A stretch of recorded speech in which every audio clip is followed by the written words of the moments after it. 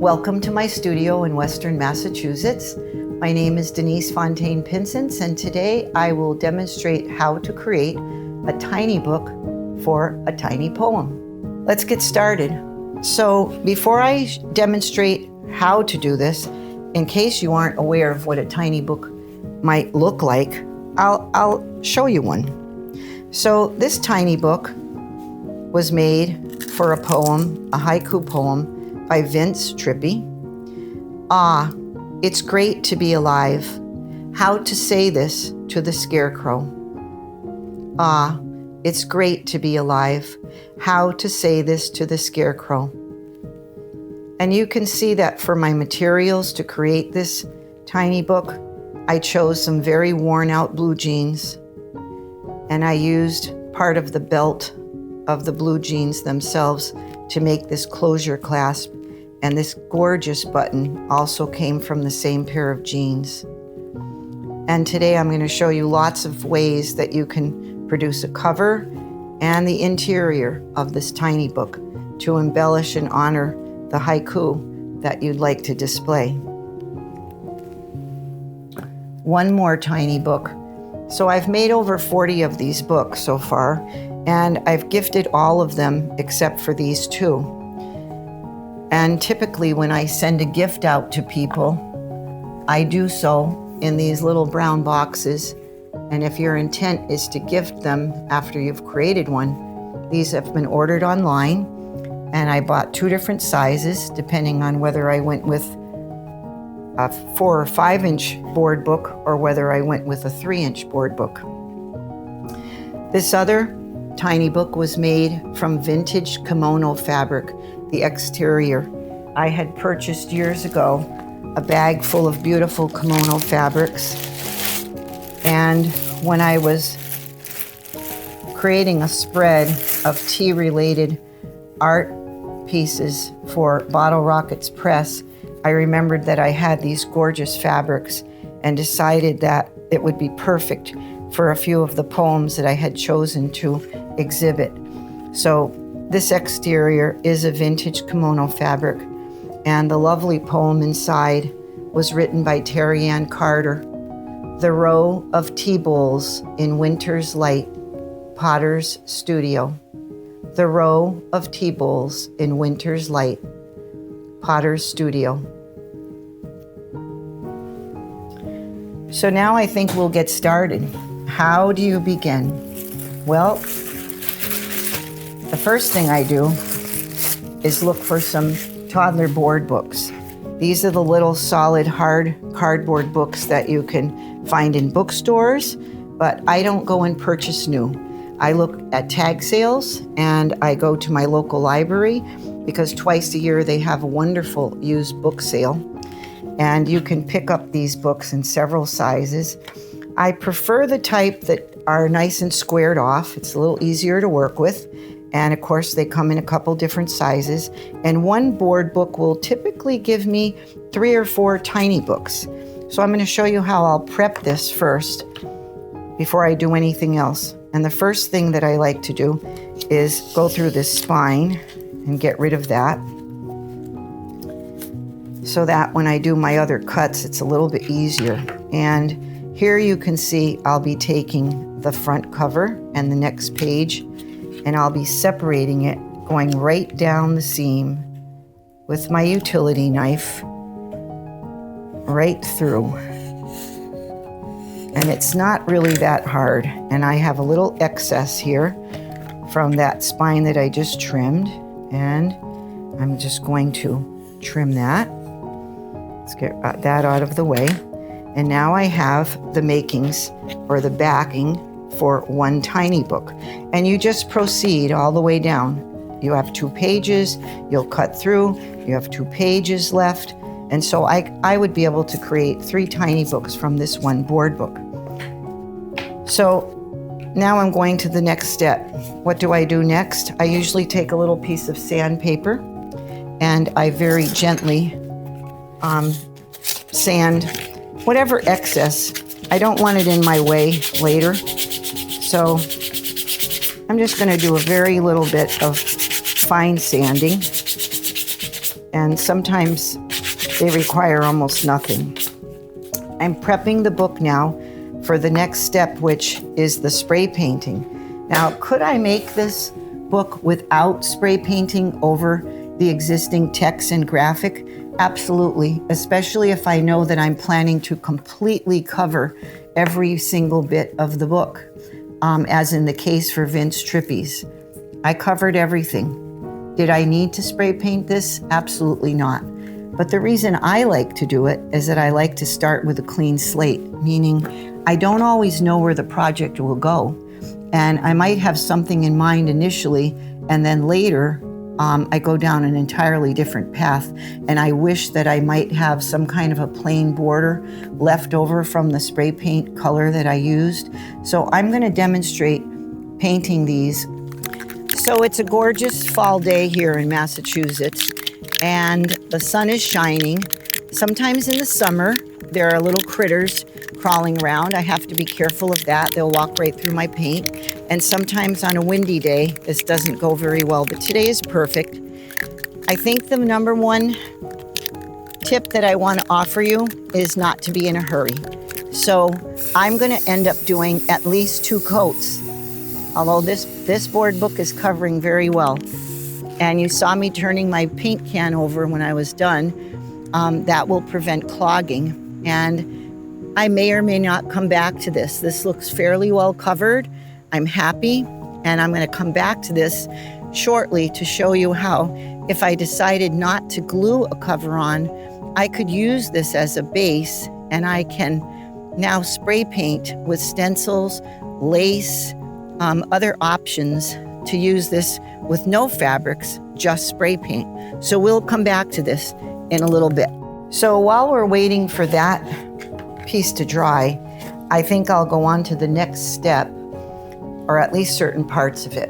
So I have a board book here that I spray painted with 1 layer of paint, and then I took a piece of lace, I laid it on the top. Not this particular lace, but this one would work. I'm going to go out shortly and demonstrate this. And I spray painted like this. This could make a perfectly fine outside cover or inside. You can do another overlay of tissue or anything you want with this. But I wanted you to see a specific tiny book that I made several years ago. It was a gift from my daughter-in-law. It featured a haiku I had written quite some time ago. And I thought it was an interesting process, and I thought I'd like to share the story with you. So let's imagine that my paint has dried outside, and I decided to take a piece of canvas. You can buy canvas by the yard like this. This one's a nice rolled up big piece. You can cut it to the size you want. You can iron it. You can spray paint it. You can use acrylics. You can do finger paint. You can leave it exactly like this, which is what I did when I created this pattern. When I made this book for Susan, here's the finished product of the book right here. And you'll see that the front cover is finished with a lace spray painted over canvas with 1 little button adornment. I use buttons in a lot of my art. I have quite a collection of vintage buttons. And inside, if you noticed, I had some wild blue iris to embellish the poem. Her eyes, the morning of their wedding, wild blue phlox. So the story of this poem is that when my daughter-in-law and son were married over 20 years ago, the morning of Susan's wedding and Ben's wedding, I noticed that when I went to speak to Susan, her eyes, which are a gorgeous blue, were exceptionally wild. I thought it might be kind of fun to take the eyes out of the photo and enlarge them and decrease them and take a look at what I could create. And that was the result of what you're seeing in the interior of this tiny book. So how did I get to this point? Well, the outside started something like this, where I glued the canvas on the back of the tiny book. Now, is this finished? No. And how did I glue this? I'm going to show you, because I'd like you to see how I would prepare something like canvas to put on here. So I've got several different glues that I use for this project. Tacky glue, Mod Podge, Tombow, and E6000 for the purpose of placing something like canvas or heavy wallpaper. I'm going to show you a few items over here. I use a lot of wallpaper scraps. If you visit your local paint store and you ask them if they have any wallpaper books to give away, they'll be very generous with you. I have some hanging right here in my studio right now, and I often find some great selections for these projects. But they make an awesome outside cover because the thickness is just right. Canvas is great, denim is great. I've used thinner paper and it's fine, but I really do prefer something thicker, and canvas is excellent. So right now, I'm just going to show you how I would apply any piece of prepared canvas. And this piece was prepared by spray painting over the canvas by placing lace over it and spray painting, which I'll demonstrate in a minute. But in the meantime, I think I'll just show you how I would put a piece of canvas over a tiny book.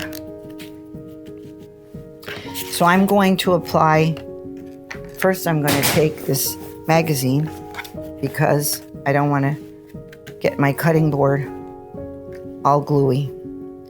And I'm going to put tacky glue, generously covering this tiny book cover with tacky glue. And you'll notice I'm not putting any glue over the spine because I'm actually not going to place my canvas down over that spot. I'm going to leave a space like this. After I cut this, you'll be able to see it even better. But you leave the space so that you can actually open and close your book. And I'll tell you what to do if you make a mistake and you don't leave the space. That all is not lost. There's an alternative. There's a solution to that. So I'm very carefully, thoroughly covering this cover with tacky glue.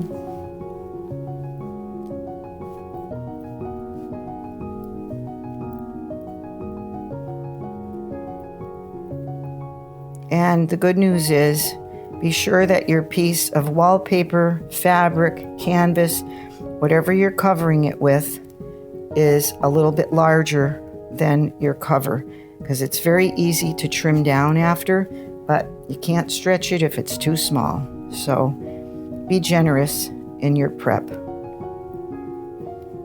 All right, so I've left the middle glueless. And now I'm going to put this piece of canvas over it. And I think I'll just use the natural fold that I have right here. And I'll put the bottom a little bit over this bottom. I have a little bit of excess. I have tons of excess here. I'm going to close the book. I'm going to press on it. Now I'm going to open it again. Remember, I decided to overlap. Now, I'm going to use my hands to give myself this little bit of space right here. And sometimes when I've created books and they're all dry and finished, I'll insert maybe a piece of embroidery thread or string, and I'll hang some sort of embellishment from it. And it really looks great. I'm going to go get a different magazine. Put it over here so I can let this dry. So I've pressed this down. You can see there's excess on both sides. I've got this totally flat. I've left the space in the middle. Now I have to put weights on this. If you're doing this in your kitchen, at your kitchen table, you can use canned goods. Works great. Works great, but you want to be absolutely sure that you have put plenty of weight on. And I would let this dry now for 24 hours. One big mistake is not allowing things to dry, and it's really, really important. So you can see I'm just grabbing these other cardboards that I have, these other tiny book pieces that I have. I'm putting that on here to keep it nice and flat. And I'm going to grab some of the things that I use for weights in my studio. And of course, I've made a lot of these, so I know what I have and what will work for this. So I have a few very, very heavy jars. So I'm going to let the weights sit here and just keep this down for the night. And tomorrow it'll be all set and ready to trim. So in the meantime, now I have a finished top. You can see all the excess that I left here. This is very much a similar pattern to what I created for Susan's gift. And I'll show you how I would trim this now. So you can take an X-Acto knife, probably a little smarter than using the utility, because you want to have a good point and you want to have good control. And now you're just trimming all of this excess canvas off right to the edge of your tiny book, being careful not to go into the book. It's super easy to do that. Just nicked it a little bit.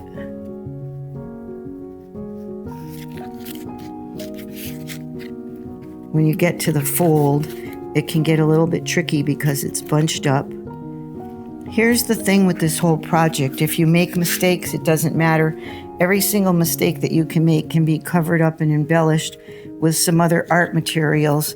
You just have to be ready for plan B or C.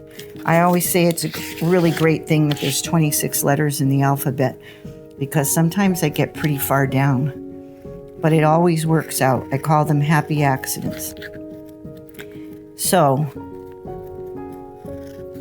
this is how I'm trimming all this excess off.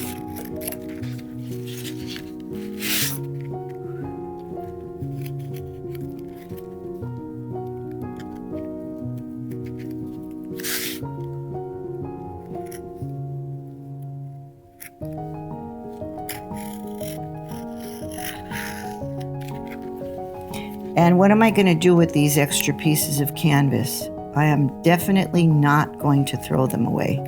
If you want to look around my studio for a second, you will see that I have a wide variety of goodies that I use for all of these projects. And I'm sure that I'm going to use these pieces of lace painted fabric for something at some point. In fact, right here on my table, I have a nice little plastic container of canvas pieces.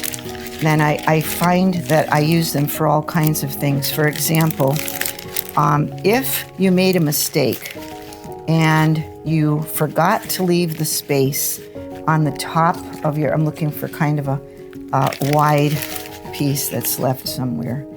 If you forgot to leave the space and you can't close your book. It's all dry. Can't close it. What am I going to do? Well, go and look for something. A piece of leather, which I know that I brought over here to show you. As an option, if you weren't able to open this book because you forgot this little spacer, you would just take your X-Acto knife and you would cut down the center like this, right down, which would lay flat because you forgot the spacer. And now you need to give it a new spine, which is not difficult. So I've gotten rid of this. I now can open my book because I made a mistake. Right now I'm just going to cut off the excess so my plan B will work, so you can see it work.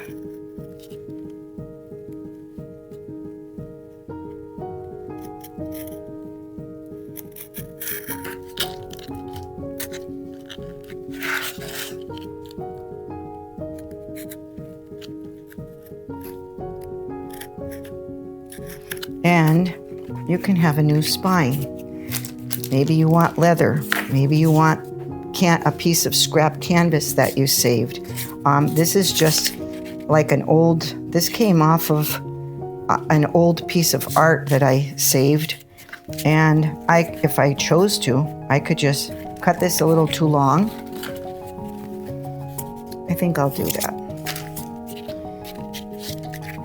And I could just glue it on here like this, leaving that extra space this time, so that here's my little space like this. And when I glue it and I let it sit for the night, and then I trim it, I'll be able to have this print as my spine. Let's say I want to do the same thing with leather. I can cut a piece of leather off, little strip.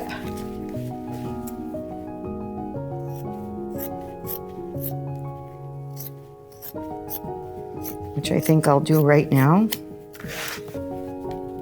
Glue it, leave the space, and now I've got a really pretty book cover, and nobody ever knows that you made a big mistake with that.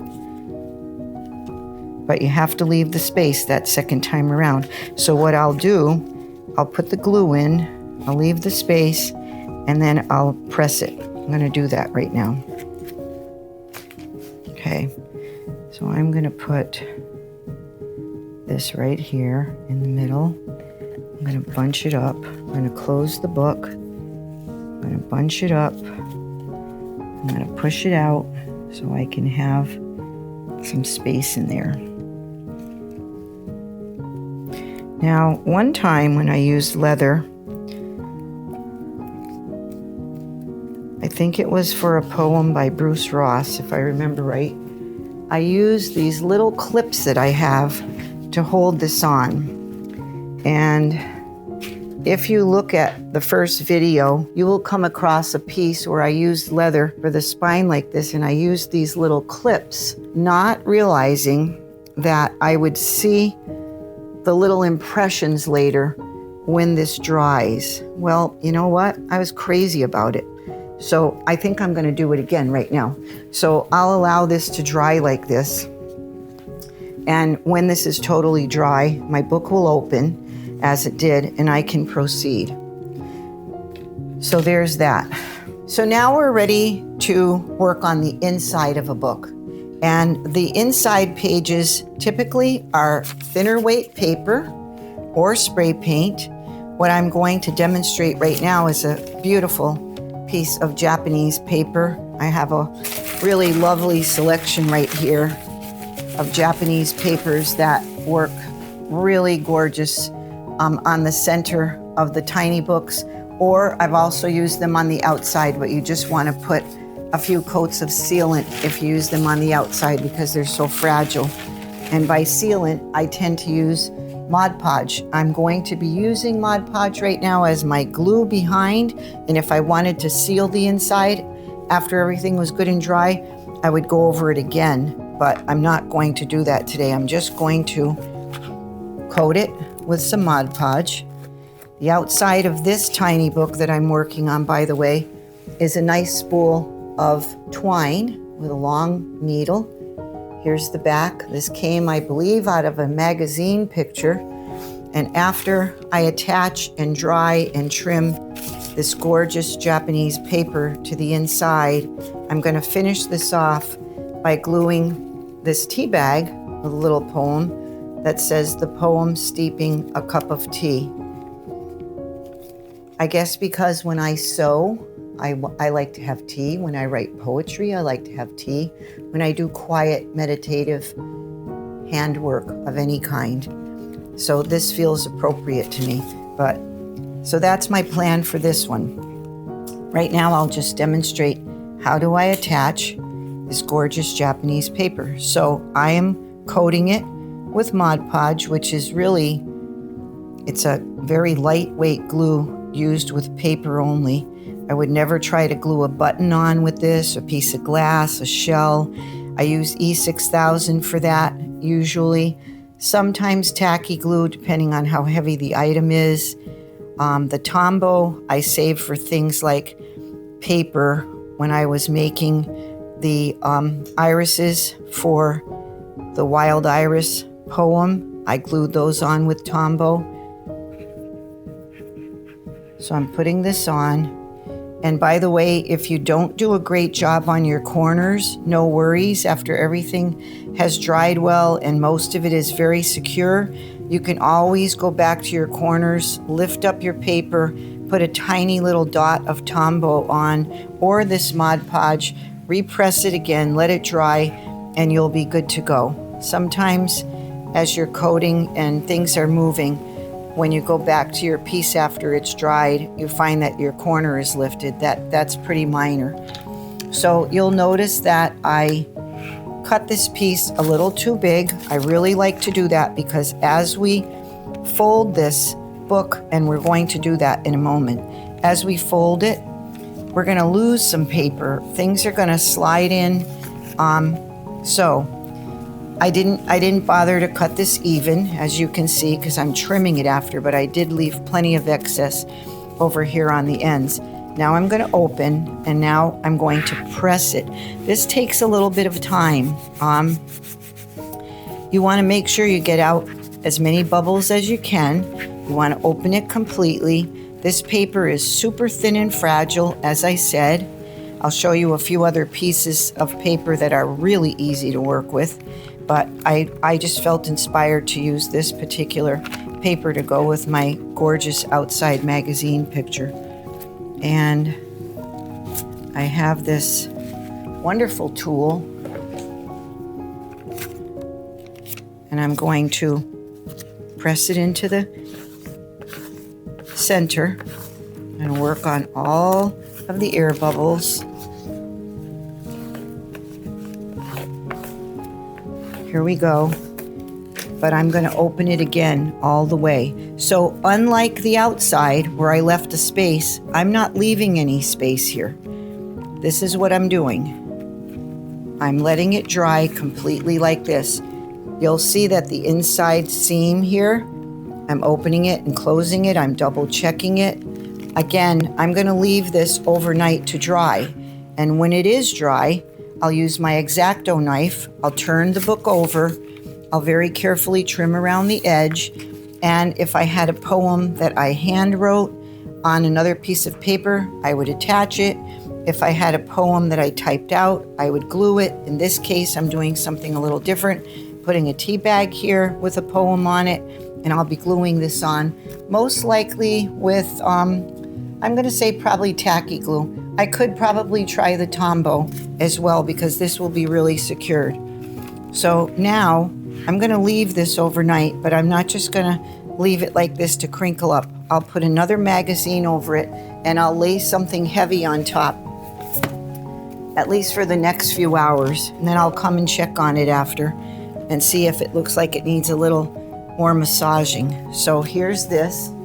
I have this handy little toolbox that is just the right size to press this down with.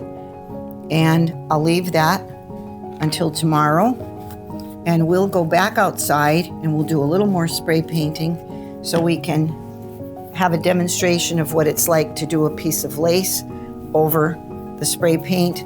I also want to talk about ginkgo leaves, how great they are for stencils. There's so many things that you can do with stencils. Before we go outside, I just remembered I talked about another type of paper that's very easy to glue. These are called jelly prints. I haven't trimmed this one yet. It's ready for trimming. This would have worked out just fine for the wild iris, but felt a little too cute for the tone that I wanted for that particular tiny book. But let me show you what jelly prints happen to be. I have a big selection here in my bin. So jelly prints, if you just Google it, there's a few items that you need to purchase to do them.